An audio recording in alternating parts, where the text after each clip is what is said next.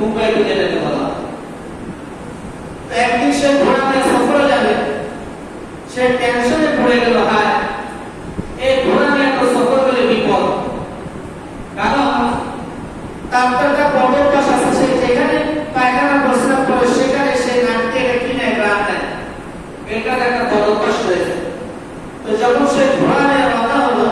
প্রতিপক্ষে এক ব্যক্তির সাথে দেখা হলো, ওই ব্যক্তি ঘোড়া নিয়ে যাইতেছেন এক জায়গায় সফরে,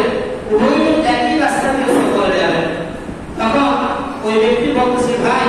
আপনি এই রাস্তা দিয়ে সফরে যাবেন, আমার ঘোড়াতে একটা সমস্যা হয়েছে, আপনি একটা কাজ করেন, আমি সামনে থাকি আপনি পিছনে থাকেন, আমার ঘোড়া যখন মলত্যাগ করবে, মলত্যাগ করার পর যখন সে তার গ্রাম নিতে যাবে, আপনি কি করবেন, তাকে ব্যাঘাত করবেন যাতে সে গ্রাম না নিতে পারে, সামনের দিকে অগ্রসর হয়, সামনের দিকে অগ্রসর হয়।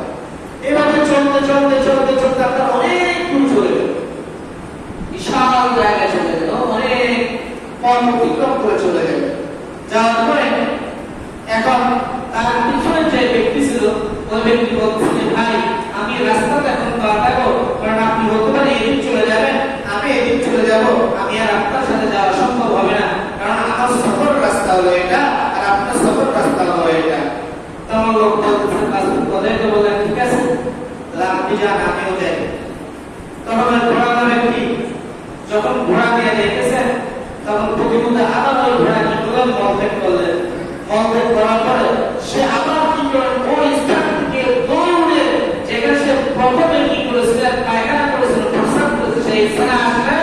আইসা সে এটা কিনতেছেন, গ্রাম নিতেছেন, এই প্রতিপক্ষে যত জায়গায় সে পায়খানা প্রস্রাব করেছেন, সব জায়গায় সেটা কিনতে গ্রাম নিতে নিতে নিতে যাইতেছেন। তখন লোকটা হাতায় হাত দিয়ে বললো, হায় আমার সারা দিনের সফর এখানেই খতম হয়ে গেল, আমি যেখানে যাবো না সেখানে যাইতে পারলাম না, সারাদিন আমি কষ্ট করলাম, পরিশ্রম করলাম, একজন লোককে সহায় হিসাবে আমি পাইলাম, কিন্তু আমার অবস্থাটা এমন হয়ে গেল যে এখন তো আমি আর ওখানে যাওয়া আমার জন্য সম্ভব হচ্ছে না, কারণ ঘোড়ার জায়গায় ঘোড়া সেই কাজই করতেছে। এই ঘটনা দ্বারা আল্লামা আশরাফ আলী থানভী রাহমাতুল্লাহি আলাইহি তিনি বুঝাইতে চাচ্ছেন যে আপনি সারা পরে আপনি ইবাদত বন্দেগী করলেন, নফল নামাজ পড়লেন, তাহাজ্জুদ নামাজ পড়লেন, মসজিদের মধ্যে পড়ে রইলেন, আল্লাহকে ডাকলেন, রাসূলুল্লাহ সাল্লাল্লাহু আলাইহি ওয়াসাল্লাম দুরূদ শরীফ আপনি